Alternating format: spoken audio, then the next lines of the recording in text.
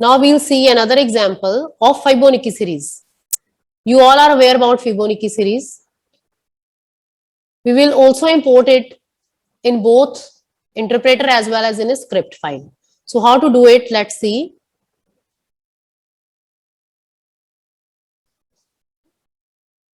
This is the program.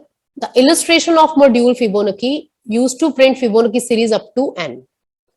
Fibonacci series is 0, 1. These are two inputs. We will add them and get the third element. Then we'll add them, get the third element, next element. Then we'll add them, get the next element, and so on. Fine. And I hope you are aware of its logic also. How to create it? We have created a function def fib n. N means up to which number we are going to print the series. It means how many times. If I specify n as 20, so it will print 20 numbers. The Fibonacci series up to 20 numbers. So these are two inputs, A0 and B1, and C is the variable which will contain the output. So by using the while loop, we have computed the Fibonacci series. Print C, this is just a space. You know that this is the terminal point. The syntax of print contains this parameter also, and in order to print space between numbers. See, this is a space, 0 space 1 space 1.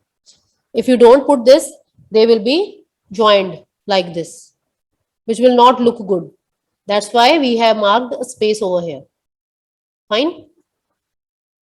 By writing and is equal to space. Then the logic is very simple. C is equal to A plus B. That means C is equal to 0 plus 1. Then A will become B and B will become C. That means the output for the next element.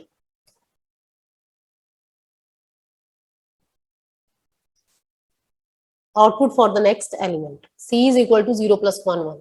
And then the loop will go up.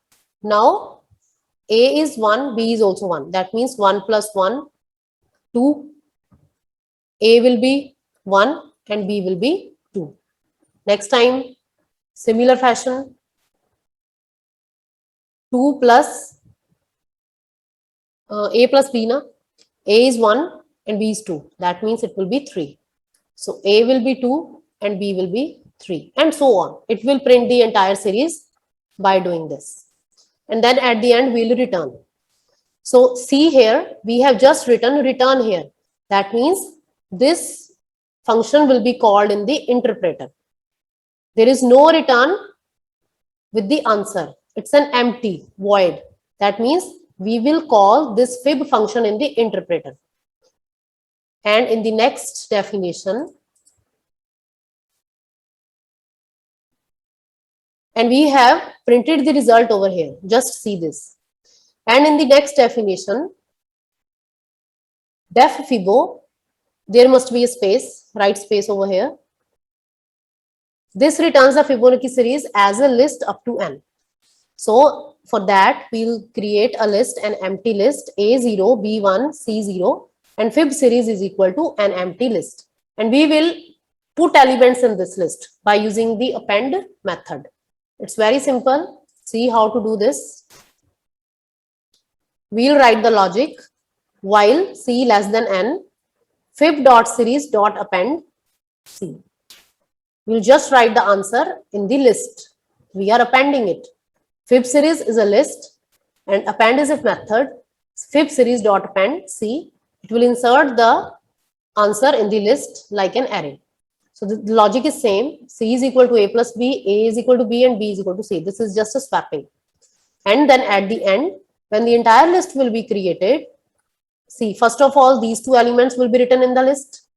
And then these will be added. This new element will be appended. Then 2 will be appended. Then 3, then 5, then 8, and so on.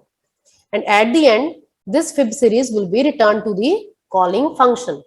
So this is, that means this will be called in script mode, right? So let's see how we'll call it.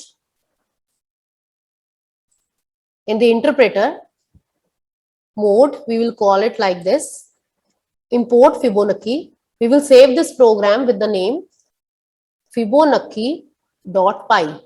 So this is the module name. Import Fibonacci, and we'll call the function Fibonacci.fib, and in the parentheses we are giving value 1000.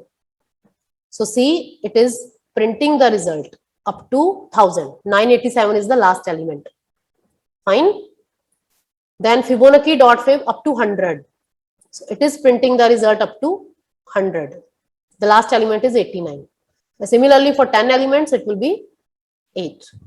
I hope this is clear to you. It's very simple. We have created two functions in this Fibonacci module. One is fib, other is fibo. Fib will be called in the interpreter mode, and fibo will be called in the script mode. So let's see in the script mode also. We will just write import Fibonacci. N is equal to input, enter n. N means just like we have passed 1000. Then we convert it into integer, and then we are calling fibo. Print Fibonacci.fibo n. See, by pressing the enter, it is displaying the output in a list format. Fibonacci series up to 987. So see how much code of this program is reduced. Just this line is performing the operation. Just this line. So this is the main benefit of using modules. This is in script mode. I hope you understand the concept. It's very simple, it's very easy, and it is very beneficial. It reduces the code and it hides the code also. What is going on in this logic, we don't know. We are just calling it. Only the programmer knows. So got it? How to use modules in interpreter